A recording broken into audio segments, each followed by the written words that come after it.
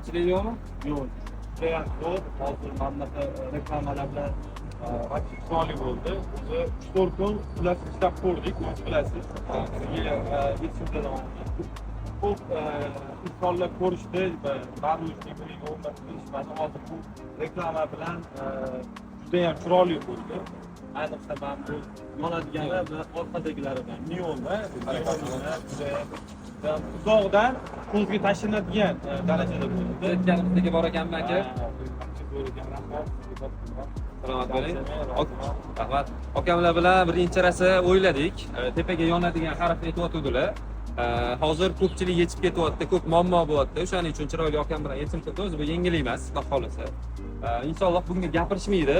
Bemalol zakaz qilsanglar bo'ladi. Mana shunaqa ko'rib turganingizdek ancha chiroyli, kreativli bo'lib chiqadi, xudo xolasa. Ko'zga tashlanadigan bo'ldi. Aka, ma'qul keldimi ishimizda? Ha, rahmat.